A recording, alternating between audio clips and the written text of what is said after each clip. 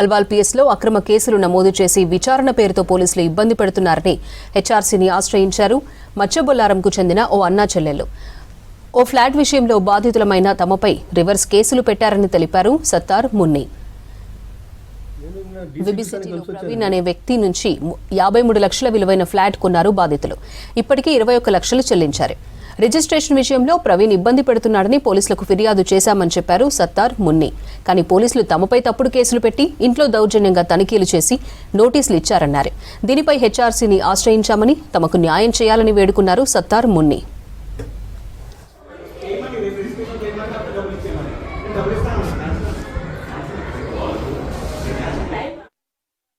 మళ్ళీ false case పెట్టి నా మీద ఎఫ్ఐఆర్ పెట్టాలని నోటీస్ పంపించారు. ఇందులో నా తప్పేం లేదండి.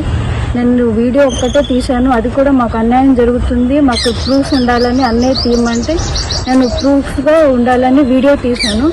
ఒక వీడియో మేము ఇంటికి వెళ్ళిన ఫ్లాట్ పర్చేస్ చేయడానికి వెళ్ళినప్పుడు తీసిన వీడియో ఒకటి, అన్యాయంగా మా ఇంటి లోపలికి వచ్చేస్తున్నారని ఎస్ఐ గారును సిఐ గారు అప్పుడు తీసిన వీడియో ఒకటి తప్ప ఇందులో నాది ప్రమేయం మాత్రం ఎక్కడే లేదండి. ఏ తప్పు చేయలేదు.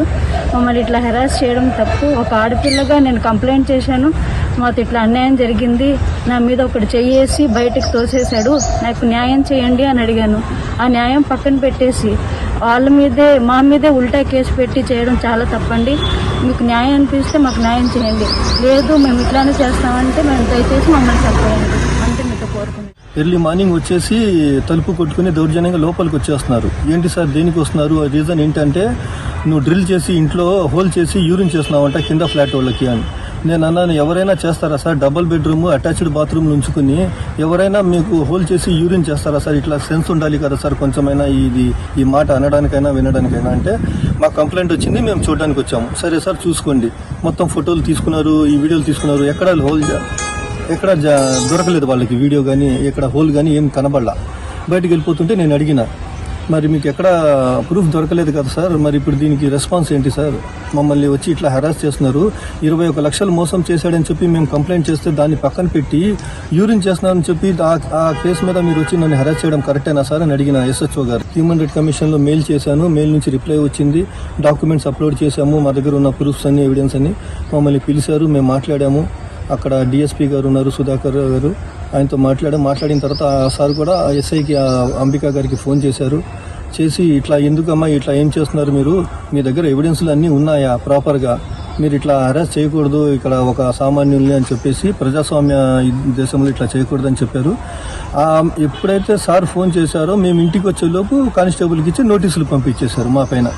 మేము ఇట్లా చేశామని చెప్పి 41A నోటీసులు అంట, ఏదో ఎఫ్ఐఆర్లు చేసేసి నా పైన 2, మా చెల్లి పైన 1, 3 పంపించేశారు. లేదు అంటే ఇట్లా తప్పుడు కేసులు పెట్టి మమ్మల్ని హెరాస్ చేస్తున్నందుకు ఎస్ఐ గారి మీద చర్య తీసుకోండి. ఇట్లా నేను అనుభవిస్తుంది వేరే వాళ్ళు అనుభవించకూడదు. ఇప్పుడు నేనంటే ఏదో ఒక రోజు నాకు న్యాయం జరుగుతుందని నేను భరోసాతో ఉన్నా సార్. నా ప్లేస్లో ఇంకొకరు ఉంటే ఖచ్చితంగా సూసైడ్ చేసుకుంటారు ఈ పోలీసులు చేసే హెరాస్మెంట్కి. ఏదైనా సమస్య వస్తే పోలీసు దగ్గరికి వస్తాం సార్. పోలీసులే సమస్యగా మారితే ఎవరి దగ్గరికి వెళ్ళాలి? వచ్చింది లోను యాక్చువల్లీ 40 లక్షలు అడిగినాం, రాలా, 30 లక్షలు వచ్చింది. వీళ్ళకి ఫస్ట్ పేమెంట్ 15 లక్షలు ఇచ్చాం. 15 లక్షలు ఇచ్చిన తర్వాత మళ్ళీ ఒక 6 లక్షలు ఇచ్చాం, 21 లక్షలు. తర్వాత 30 లక్షలు పంజాబ్ నేషనల్ బ్యాంక్ నుంచి అప్రూవల్ అయింది. వాళ్ళు డీడీ రెడీగా ఉంది డిస్బర్స్మెంట్ చేయడానికి. వాళ్ళు ఏం చెప్పారు, వీళ్ళని రిజిస్ట్రేషన్కి రమ్మన్నారు. ఏ రోజైతే మీరు రిజిస్ట్రేషన్ చేసుకుంటారో అదే డే ఫస్ట్ అవర్లో రిజిస్ట్రేషన్ అయితే సెకండ్ అవర్లో మీకు